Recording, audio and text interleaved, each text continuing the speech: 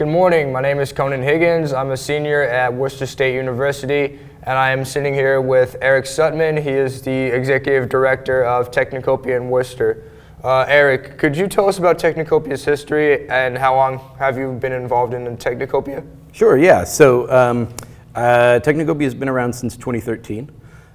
It was started out as a cooperative for a friend of mine who had a small robotics company and who was looking to get more advanced tools that were more expensive and looking for ways to share those with other folks. So I was involved as a member at the beginning. It was a much smaller operation than it is now. And in 2016, we moved from the sort of loading dock that we got started in to the printers building in downtown Worcester. And we've been operating there ever since. We've been we've got about 10,000 square feet, so it's a pretty big space, and we've got about 130, 150 members. So yeah, going strong. What would you describe Technocopia's mission as?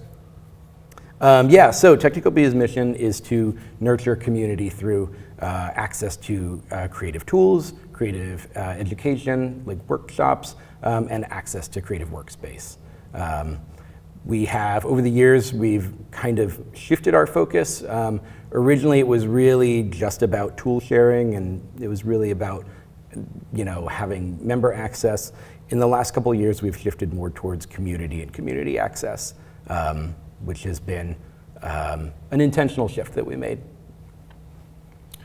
Do you think its mission has changed over the years, or do you think it's stayed roughly the same? It has changed, yeah. Like in the last couple of years, it's really been an intentional shift towards community, towards supporting other nonprofits, which really only strengthens our internal community. All right. How do you find people to teach the shops? So I mean, generally the folks that teach come from our membership, right? So we have folks who are excited about the tools, who are excited about, who have skills and they want to get more involved. We have recruited some folks from outside, but usually it's like folks who are in the community who care about it, who are like stepping up. That's cool. I've noticed that workshop classes have declined in recent years. Like, I didn't have a class in my high school. Why do you think that is, and do you have any suggestions for dealing with it?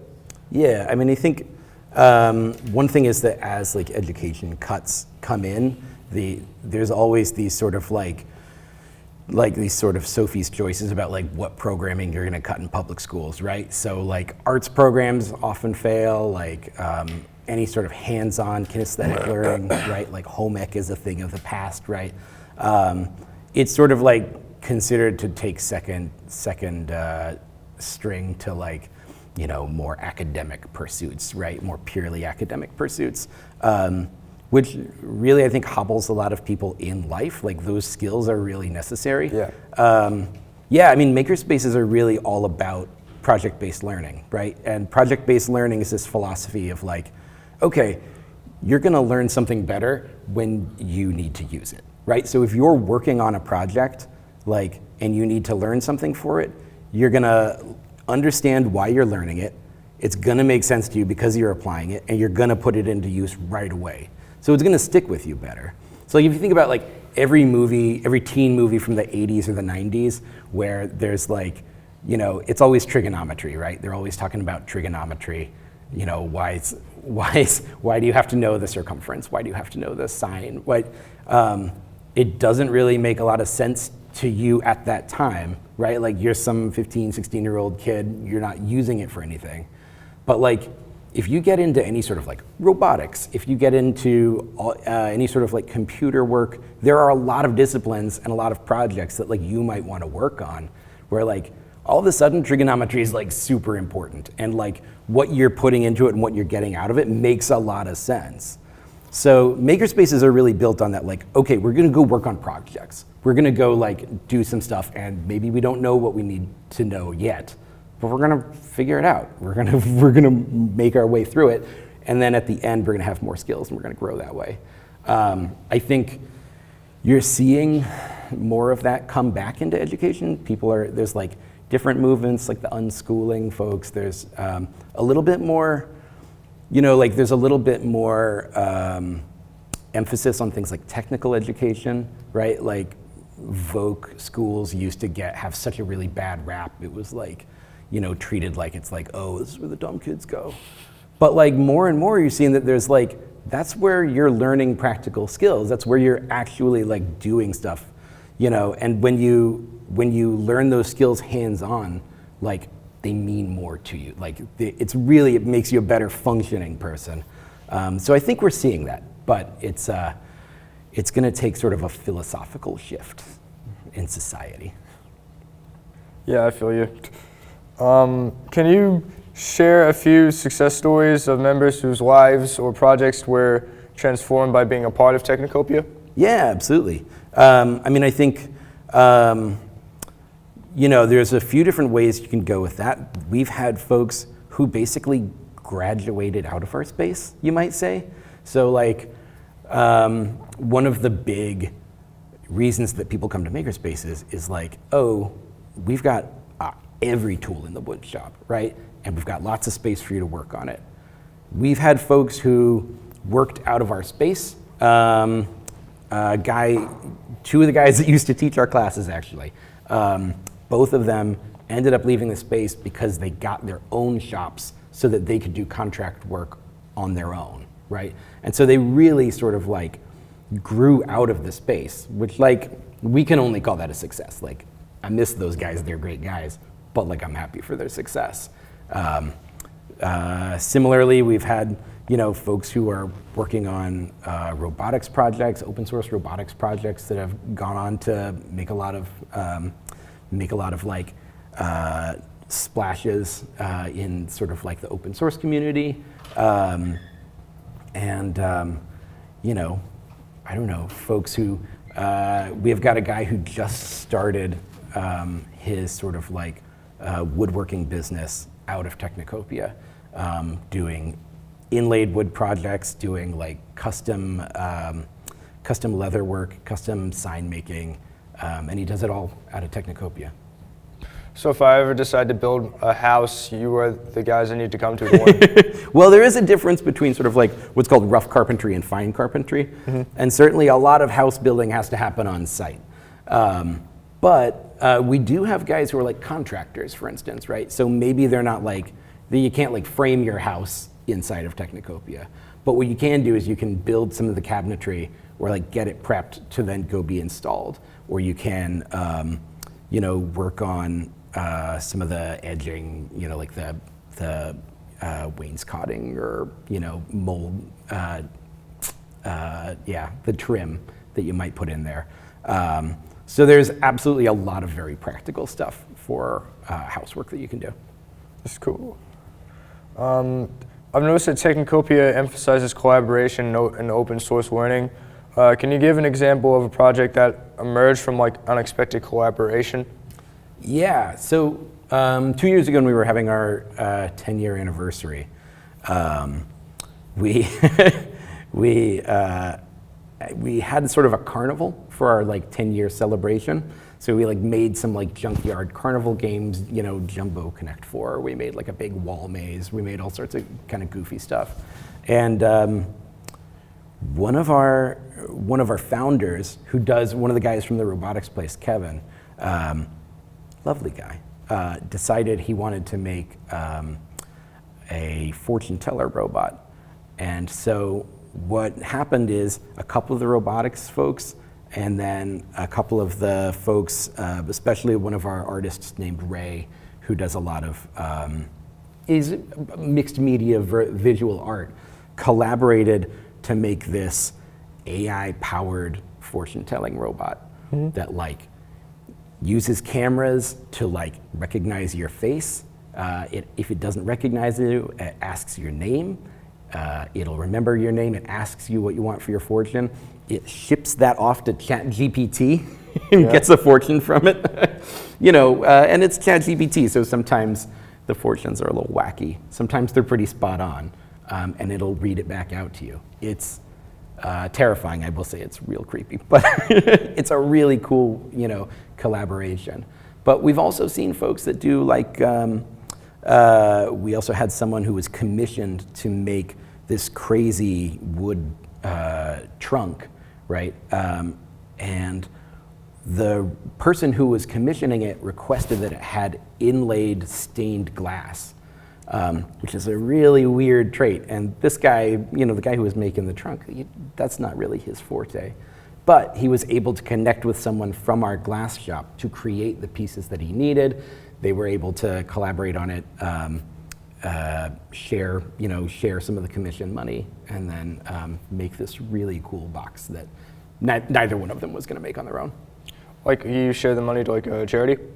No, I mean, for them it was like a private commission. So like one thing that we do is, we're not a job shop. People will come to us with projects. Most of the time, we're trying to support our members, the folks in our community. So if I've got someone in the community who does woodworking, or if I've got someone who does stained glass, and I can point, this potential job to those people and support our members, like that's me doing my job. That's cool. What are some of like the biggest challenges you currently face, and how are you going to address them? Yeah, I mean, so for us, one big issue is space. We're kind of running out of space. We've talked to our building about renting out more space, but it's gonna be a big jump for us if we ever go anywhere else.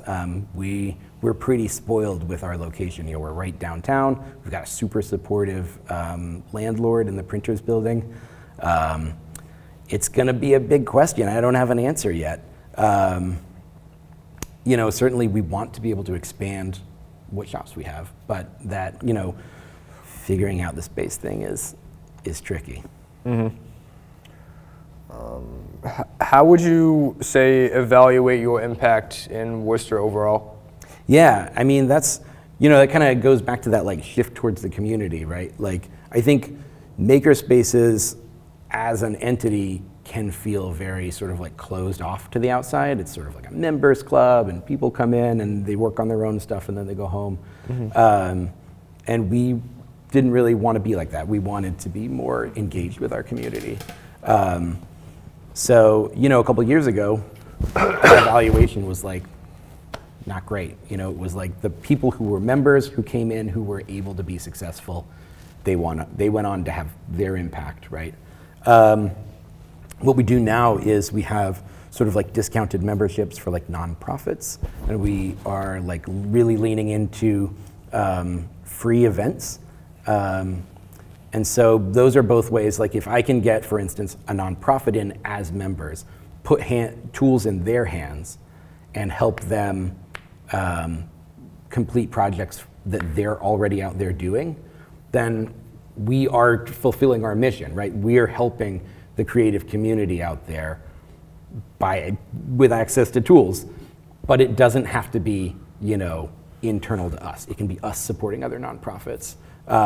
So that's one big way that we're sort of like, how are we able to support them? Another big way is, like I was saying before, having more free programming that we can bring people who aren't even members into the space and have them be able to enjoy the space as a community center. So looking at attendance of those, right? Looking at, how many of those we're able to offer.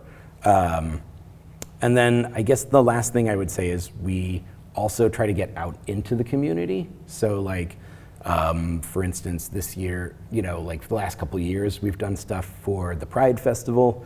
Last year we made a gigantic backdrop fan that was like 16 feet wide, as a, sort of like a photo backdrop that people that went to Pride could go to. This year we had a gigantic Stonewall brick that we marched in the parade with. Right. We participated in the Worcester Centennial a couple of years ago, like working on giant puppets to parade. Right. So these sorts of community projects like help us bring that creativity out to the broader community. So that's another sort of thing that we kind of keep an eye on. What role does Technocopia play in the broader ecosystem of Worcester with local businesses, schools, maker culture, and workforce development? Yeah, I mean, that really does kind of feed into that, that same idea of like community, right? So we're out trying to support other nonprofits. We're out trying to support their events. You know, whether it's Casita Cultura Latina's like Day of the Dead festivals, whether it's you know, working with like recovery homes in the community. We have a lot of programming that's sort of like intentionally out there trying to make things better in the community. And then there's like more of our core mission, which is like empowering creatives, right? Our members don't all live in a bubble, right? They go out and they do cool stuff in the community. They go out and they're able to be creative professionals more effectively because of their membership at Technocopia. So that's kind of like our bread and butter. I know you said earlier that some people got jobs as like contractors. Since Technocopia teaches workshops, have they ever gotten jobs in like trades too, specific trades? Yeah, I mean, we see tradesmen, certainly like folks, we've had folks who are like handymen or like carpenters. I can think of someone who's a construction worker. I can think of someone who's a couple handymen. We have someone, you know, I would say a lot of folks, once they get the woodworking bug, a lot of them really want to go after the fine woodworking. That for woodworking specifically, a lot of them go after that. So you get folks who are go on to like furniture making programs and stuff like that. There's a pretty prestigious program in Boston called the North Bennett Street School, and we've had a few folks who've gone through there after getting really into woodworking at Technocopia. I noticed that the staff have their like pronouns and their descriptions on the website. How do you ensure inclusivity and diversity within Technocopia? Yeah, it's yeah. So I mean, like, we're this sort of service organization. We have facilities, we have machines, but ultimately, Technocopia is a community, right? First and foremost, we're a community, and so we want to make sure that everyone in the community feels welcome. We want to make sure everyone who comes into our space feels comfortable being there on their own, being there with other members of the community, being in a crowd, whatever. So, you know, we have in our code of conduct, you know, pretty clear guidelines around interacting, right? And like being part of the community, being a positive member of the community. You know, we take stuff like mansplaining seriously, right? Like that's a real thing, especially in certain shops. You get like, I don't know, I hate to point fingers, but mostly you get these like older guys who are like retirees and they know everything, you know, and they, you know, you kind of gotta pull them aside and be like, like, give people their space, right? Don't let people, again, it goes back to the project-based learning, right? Like, let people, if they're not hurting themselves, if they're not destroying the shop, let them make their mistakes. You know, and I think when you really promote that as a culture, when you really make sure that you're giving respect to everyone, that you're listening to people, I think listening is probably the most important part, you see that change in like who's showing up and how comfortable people are feeling. So yeah, it's an intentional thing. I did trade school last year, and my instructor told us that he's taught people who have never touched a nail or a board in their lives. How do you engage with people who have no experience in a workshop? Yeah, that's a real challenge, actually. You know, I mean, our tool trainings are intended to kind of take you from zero to, maybe not zero to hero, but like zero to, you know, able to work independently and safely, right? Because ultimately that's what we want, is we want people to be able to come in, work on their projects, not hurt themselves, not ruin the shop, right? And then work from there. I think, That's been a challenge for us in the past, and and we're like working on a class right now called How to Swing a Hammer. It's a working title. Wow. About trying to bridge some of that gap, right? Because there's a surprising amount that people don't know, and even people who think that they know, right, might have learned wrong. A lot of people who think they know find out, somewhere down the line that actually you're not supposed to, hold onto the chuck while you, tighten the drill, run the drill to tighten it. You should do it by hand, right? Small things like that, right? What are the names of the different drill bits, right? Yeah, I think the number one thing that we rely on there is our community, right? Folks are there together, folks are there to get support. And I've never seen someone ask for help at Technocopia and have the answer just be like a cold no, right? Maybe it's a I can't right now, but I'll be right with you. Usually it's a oh yeah, let's talk about this, right? The people who are in the space and really engaging are there because they care about this stuff and they care about learning and they love helping out. I don't know, that's the community. And so we rely on each other to help us kind of fill in some of those gaps. I noticed that Technocopia teaches a variety of activities and group workforces, like vinyl cutting, screen printing, and sign making. Do you have a favorite activity to teach, or do you like teaching them all the same? Me personally, my favorite, that's a fun one actually. I think my favorite is probably personally the laser cutter. I don't know, I've been involved in Technocopia and the laser for 12 years now. I still love to watch the laser cutter work. It is fascinating. It's just, I don't know, you just watch this machine go around and burn holes in things. It's mesmerizing. And I think it's really empowering for folks to be able to learn how to make things so quickly, right? Woodworking is a skill. There's a lot of knowledge that goes into that before you're really making stuff. Laser cutting is so quick to go from not knowing anything to being able to make stuff that's really cool. I'm kind of an artist, I'm kind of a graphic designer, so for me, if I hand draw something and then I'm able to cut it out of wood on the laser and I can see my own hand strokes reflected in that, it's very satisfying, and I love to see that in other people. So the laser to me is the coolest. Those can melt your skin, right? Oh yeah. Luckily we have, our laser has some safety features, right? So if the door is open, it won't fire. If the chiller's off, it won't fire. So minimal risk. I will say we in the past we had lasers that were didn't have that sort of safety feature, and it was much scarier. These days, it's actually a really safe tool to use. What are the most common injuries that you've seen? Most common injuries? Yeah. You know what? Splinters. Splinters? Oh wow. Okay, you guys are safe then. We don't get a ton of major injuries, right? So there's not really a trend there. I would say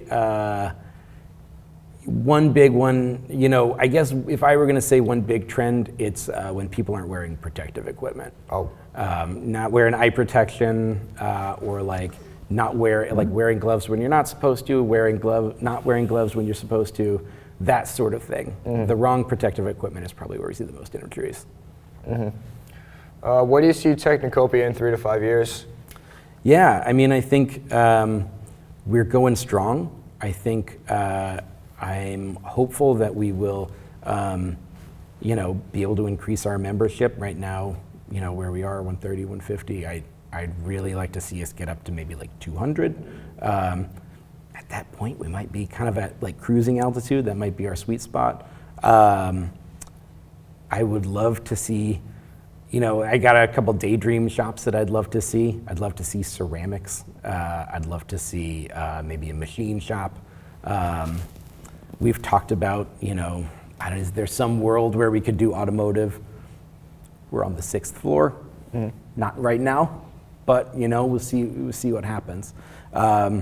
So it's a great question. We take the opportunities as they come, and we see what the membership's looking for. We follow their lead, and we'll go there. Stay connected with the community and deliver what they want. All right. What advice would you give to someone who wants to start their own community workshop? Yeah, it's a big undertaking. Look into fundraising, and don't be afraid to start small. Really, don't be afraid to start small, and you don't have to solve everything all the way. Not everything has to be the best version of a tool, but think safety. Look into fundraising, and think about maintenance. Maintenance. That's the biggest secret. Is you got to keep those machines running, and that takes a lot of work. I know Matt is a member of Technocopia. I can only imagine how frustrated he is dealing with IT stuff here. So he could probably, if he fixes the machines there, I can only imagine how frustrated he'd be. Yeah, I think Matt, he'll let me know. He'll let me know when the machines go down, which is good. We rely on that from the members, right? Oh, yeah. I may not be using the vinyl cutter. I may not be using this or that for a few days. And so, I need those squeaky wheels. Let me know, what needs attention. So, it helps. All right, it looks like that's all the time we have for now. Thank you so much, Eric. I really appreciate it. Thank you guys for tuning in to The Beat for Worcester State. I will see you later.